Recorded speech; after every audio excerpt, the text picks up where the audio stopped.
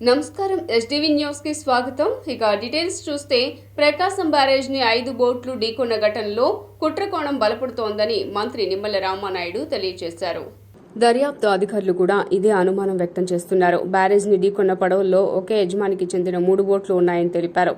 లంగర్ వేయకుండా 3 బోట్లను ప్లాస్టిక్ తాడుతో కట్టారన్నారు. బోటు యజమాని వైకాపా నేత కావటం కుట్రకోణాన్ని బలపరుస్తోందని తెలిపారు.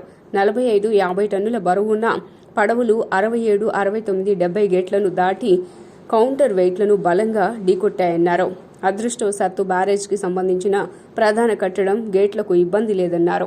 పాత ఆనకట్ట 100 సంవత్సరాలు, కొత్తగా నిర్మాణం జరిగినటువంటి బ్యారేజీ దగ్గర 70 సంవత్సరాలు. మరి ఇంతటి చరిత్ర కలిగినటువంటి 170 సంవత్సరాల చరిత్ర కలిగినటువంటి ఏదైతే 5-6 జిల్లాల దాహార్తిని సాగునీటిని అందించేటువంటి బ్యారేజీని కూడా మరి ఏదైతే మొన్న 5 పడవలు ఏదైతే మరి వరద సమయంలో అది కూడా పీక్ టైంలో దగ్గర మీ అందరికీ తెలుసు హైయెస్ట్ ఏదైతే 11,42,000 క్యూసిక్ల నీరు వచ్చి ప్రకాశం బ్యారేజీకి ఏదైతే ప్రమాదపు అంచులున్నటువంటి సమయంలో 5 పడవలు వచ్చి ఆ ప్రకాశం బ్యారేజీని ఢీకొనడం మరి కొంత అనుమానాలకి తావిస్తున్నటువంటి పరిస్థితి.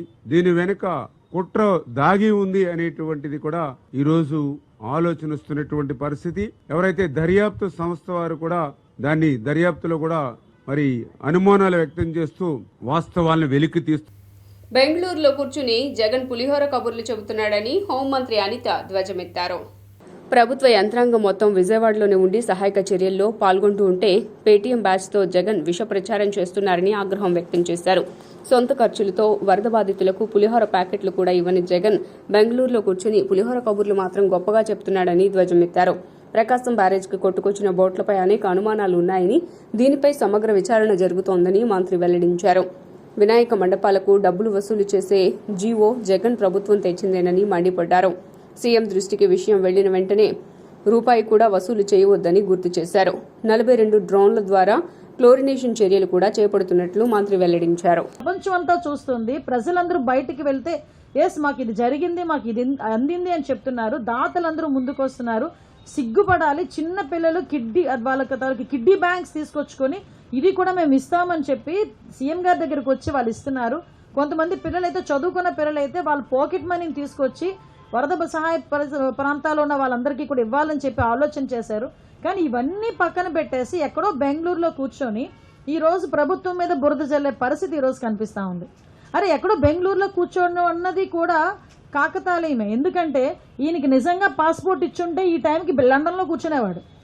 ఈ టైంకి లండన్లో కూర్చోవలసిన మనిషి పాస్పోర్ట్ అవ్వలేదు కాబట్టి బెంగళూరులోకి వెళ్ళి కూర్చొని అక్కడి నుంచి విమర్శలు చేయడం, ట్వీట్లు పెట్టడం.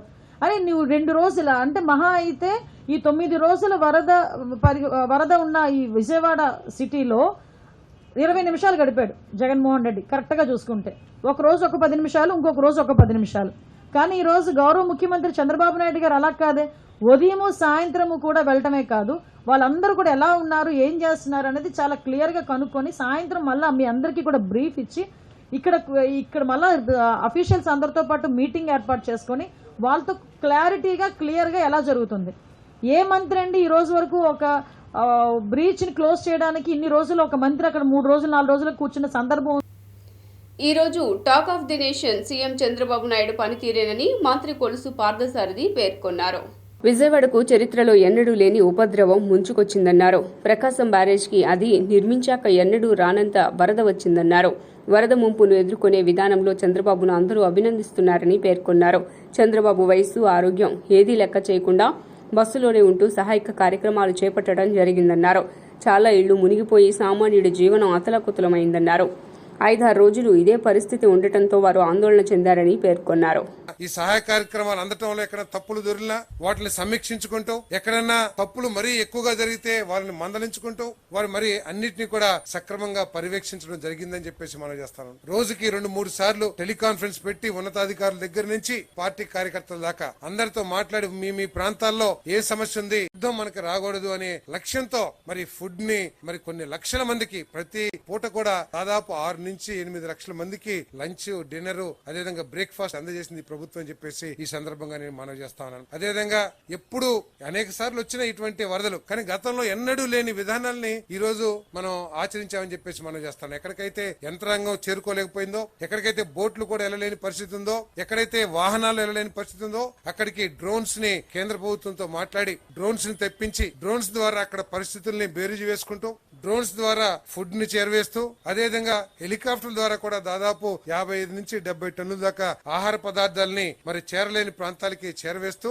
మరి వినూత్నంగా మరి కొత్త తరహాగా అంటే ప్రజల సమస్యలకి పరిష్కారం చూపించాలి, ప్రజలకు ఒక భరోసా కల్పించాలి. ఎమ్మెల్యే కామినేని శ్రీనివాస్ కి త్రుటిలో పెను ప్రమాదం తప్పింది.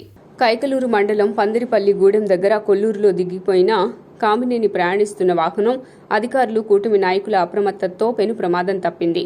బొలెరోలోనే ఉన్న కూటమి నాయకులు, ప్రభుత్వ అధికారులు, మీడియా ప్రతినిధులు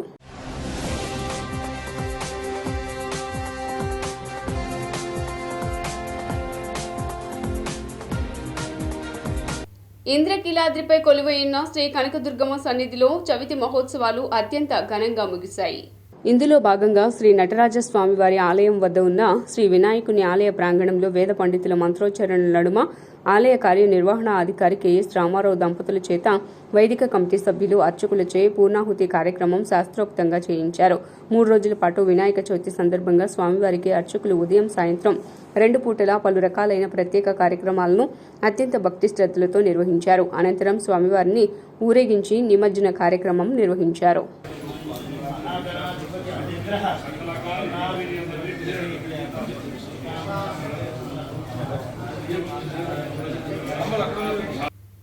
వరదల కారణంగా ఆర్టీసీకి 30 కోట్లకు పైగా నష్టం వాటిల్లిందని ఏపీ రవాణా శాఖ మంత్రి ఎం రాంప్రసాద్ రెడ్డి తెలిపారు. విద్యాధరపురం ఆర్టీసీ ఆసుపత్రి, Vidyadharapuram RTC depot, zonal depot, mechanical section, oil point తదితర వాటిని మంత్రి రాంప్రసాద్ రెడ్డి సంబంధిత అధికారులను వెంటబెట్టుకుని వెళ్లి పరిశీలించారు. ఈ సందర్భంగా మంత్రి మాట్లాడుతూ వరదల కారణంగా 9 రోజులకు సుమారు 30 కోట్ల పైబడి నష్టం వాటిల్లిందని అంచనా వేసినట్లు తెలియజేశారు. కేంద్ర, రాష్ట్ర ప్రభుత్వాలతో చర్చలు జరిపి జాతీయ విపత్తు ఫండ్ నుండి నిధులు కోరనున్నట్లు తెలియజేశారు.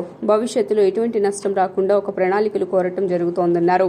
విపత్తు సమయంలో బాధితులకు సేవలు అందించిన సిబ్బందిని అతి త్వరలో గౌరవించడం జరుగుతోందని మంత్రి వివరించారు.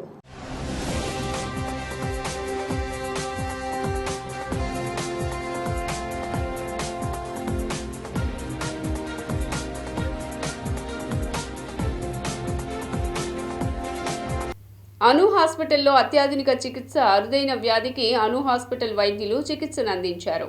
అత్యాధునిక వైద్య సేవలను ప్రజలందరికీ అందించాలనే లక్ష్యంతో కృషి చేస్తున్న అను హాస్పిటల్స్ నందు ఇటీవలే అత్యంత సంక్లిష్టమైన అరుదైన చికిత్స నిర్వహించారు. విపరీతమైన కడుపు నొప్పితో బాధపడుతున్న ఓ వ్యక్తికి ఎటువంటి కోతలు, ఘాట్లు లేకుండా అత్యాధునిక ఎండోవాస్కులర్ విధానంలో చికిత్సను అందించారు. అను హాస్పిటల్ నందు నిర్వహించిన ఈ అత్యాధునిక చికిత్స గురించి తెలియజేసేందుకు మీడియా సమావేశాన్ని ఏర్పాటు చేశారు. సూర్యారావుపేటలోని అను హాస్పిటల్స్ నందు జరిగిన ఈ సమావేశంలో Anu group of hospitals chairman doctor G Ramesh మాట్లాడుతూ అత్యాధునిక విధానంలో చికిత్సను అందించి తమ హాస్పిటల్స్ కీర్తి ప్రతిష్టలను ఇనుముడింపచేసిన డాక్టర్ భవానీ శంకర్ కు అభినందనలు తెలియజేశారు. నేను doctor Sridevi, Anu group of hospital నుండి మాట్లాడుతున్నాను. ఈరోజు మనము ఈ ప్రెస్ మీట్లో అబ్డామినల్ అయోర్టా అంటే ఇట్స్ ఒక వెరీ రేర్ కేస్ అనమాట. ఈ రేర్ కేసు మనం ఇంతకుముందు అయితే మెట్రోపాలిటన్ సిటీస్ లైక్ అంటే చెన్నై కానీ, హైదరాబాదు, ఇట్లా బాంబే, ఇలా పెద్ద పెద్ద సిటీస్కి వెళ్ళి చేయవలసిన కేసు ఇప్పుడు మన Anu institute of neuro cardiac సైన్సెస్లోనే ఈ కేసు చేయగలిగాము with the team of doctors అనమాట. డాక్టర్ భవానీ శంకర్ గారు ఇంటర్వెన్షనల్ రేడియాలజిస్ట్, తర్వాత కార్డియాలజిస్ట్ డాక్టర్ కార్తిక్ గారు, తర్వాత డాక్టర్ గోవర్ధని గారు మన ఎనస్థీషియా టీమ్, ఇలా 24/7 అందరు డాక్టర్స్ కలిసి కానీ ఈ యొక్క సక్సెస్, ఈ పేషెంట్ని చాలా ఎమర్జెన్సీలో వచ్చినప్పుడు కానీ ట్రీట్ చేశారు. మన పూర్తి వివరాలు మన డాక్టర్ భవానీ శంకర్, నేను అను గ్రూప్ ఆఫ్ హాస్పిటల్స్లో ఇంటర్నేషనల్ రేడియాలజిస్ట్గా పనిచేస్తున్నాను. సో మెయిన్గా ఈ ప్రెస్ మీట్ యొక్క ప్రధాన ఉద్దేశం ఏంటి అంటే, ఇక్కడ కనిపిస్తున్న పేషెంట్ తను 55 years ఓల్డ్ పేషెంట్. తనకి గత 2-3 సంవత్సరాలుగా కాన్స్టెంట్గా పొట్టలో పెయిన్ ఉంటూనే ఉంటుంది. సో ఎన్నో హాస్పిటల్స్ తిరిగినప్పటికి కూడా ప్రాపర్ డయాగ్నోసిస్ కానీ ప్రాపర్ ట్రీట్మెంట్ కానీ అనేది జరగలేదు. సో మా హాస్పిటల్కి ఒక 1 week బ్యాక్ రిఫర్ చేయడం జరిగింది. సో ఫైనల్గా after complete evaluation we found that ఈ suffering from abdominal aorta aneurysm. So అంటే గుండె నుంచి అన్ని శరీర భాగాలకు సప్లై చేసే మేజర్ రక్తనాళం ఒకటి అబ్నార్మల్గా కొంచెం ఉబ్బిపోవడం అనమాట. దీన్ని అన్యూరిజంగా అంటారు. సో జనరల్గా ఇలాంటి కండిషన్స్ మనం అంటే అప్రోప్రియేట్ టైంలో ట్రీట్ చేయకపోతే సో అబ్నార్మల్గా ఉబ్బిన రక్తనాళం చిట్లిపోయి పేషెంట్ తీవ్ర రక్తస్రావంతో బాధపడి ఒక్కొక్కసారి ప్రాణాపాయ స్థితిలో కూడా ల్యాండ్ అవ్వచ్చు. సో దీనికి మనం ఇంతకుముందు జనరల్గా ఇది రిలేటివ్గా కాంప్లెక్స్ ప్రొసీజర్. సో కంప్లీట్గా ఎండోవాస్కులర్ మెథడ్లో ఈరోజు మేము అను హాస్పిటల్స్ విజయవాడలో ట్రీట్ చేసాము. సో ఇలాంటి రిలేటివ్గా రేర్ కేసెస్ దట్టు పేషెంట్కి ఎఫర్డబిలిటీ ఇష్యూస్ అన్నీ దృష్టిలో పెట్టుకొని సక్సెస్ఫుల్గా ఎండోవాస్కులర్ అన్యూరిజమల్ రిపేర్ ట్రీట్మెంట్ అనేది చేయడం జరిగింది. సో 3-4 days పేషెంట్ అంతా నీట్గా స్టేబుల్ అయిన తర్వాత we're discharging him today. So ఇలాంటి ప్రొసీజర్స్ అన్నీ ఒకప్పుడు అంటే లైక్ రిలేటివ్గా మనకి అందరికీ తెలిసింది ఏంటంటే హైదరాబాద్, చెన్నై, బెంగళూరు పగులుతుందేమో అని ఇలాంటి భయాలు కూడా ఏం అవసరం లేదు. అండ్ మోస్ట్ ఇంపార్టెంట్లీ ఇక్కడ అడ్వాంటేజ్ ఏంటి అంటే when compare to open surgeries ఇది రిలేటివ్గా మినిమల్లీ ఇన్వాసివ్ ప్రొసీజర్. అంటే జనరల్గా పొట్టంతా ఓపెన్ చేసి ఇలాంటి అవసరం లేకుండా సింపుల్ మినిమల్లీ ఇన్వాసివ్ మెథడ్లో చేయడం ద్వారా పేషెంట్ వెంటనే రికవరీ అవడంతో పాటు తన నార్మల్ లైఫ్ స్టైల్కి కూడా ఇమీడియట్గా వచ్చే అవకాశం ఉంటుందన్నమాట. So is completely symptom free. That's why we're discharging him today. ఉత్తరాంధ్రలో కురుస్తున్న భారీ వర్షాలతో గర్భిణులు తీవ్ర ఇబ్బందులు పడుతున్నారు. వాగులు, గడ్డలు పొంగి పొర్లడంతో వారిని ఆసుపత్రికి తరలించేందుకు కుటుంబ సభ్యులు సాహసాలు చేస్తున్నారు. జీకే వీధి మొండిగడ్డకు చెందిన శాంతిని వాగు ఉధృతంగా ప్రవహించడంతో తాళ్ల సహాయంతో అంబులెన్స్లో ఎక్కించి చింతపల్లి పంపారు. అటు పెదబైలు, డెట్రాయిట్లో వాగు ఉప్పొంగడంతో సహాయానికి పుష్ప అనే గర్భిణి ఎదురుచూస్తున్నారు.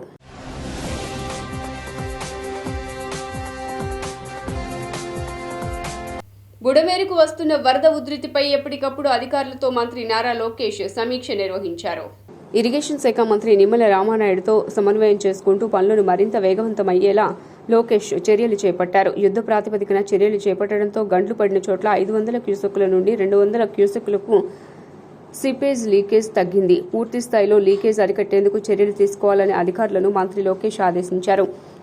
మంత్రి లోకేష్ ఆదేశాలతో లీకేజ్ అరికట్టేందుకు జియో మెంబ్రేన్ ఫిట్ వినియోగిస్తున్నారు అధికారులు. సాయంత్రానికి పూర్తి స్థాయిలో లీకేజ్ అరికట్టేందుకు చర్యలు తీసుకోనున్నారు.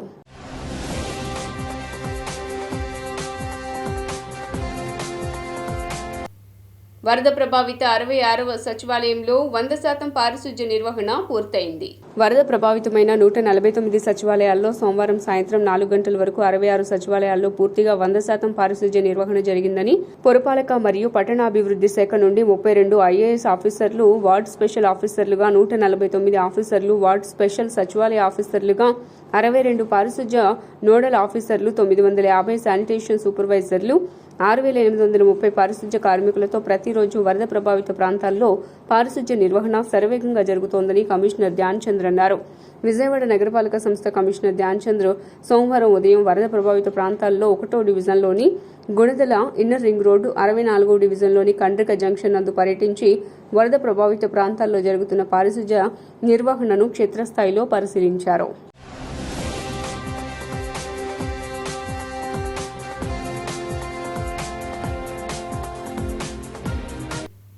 ప్రకాశం బ్యారేజ్కి మళ్లీ వరద ఉధృతి పెరిగింది. అధికారులు మొదటి ప్రమాద హెచ్చరికను జారీ చేశారు.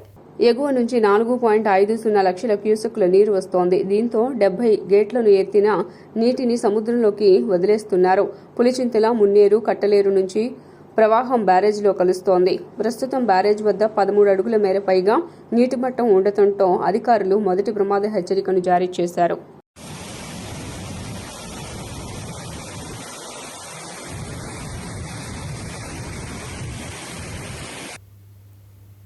SDV న్యూస్ ఇంతటితో సమాప్తం. తిరిగి వార్తల్లో మళ్ళీ కలుద్దాం. అంతవరకు సెలవు. నమస్కారం.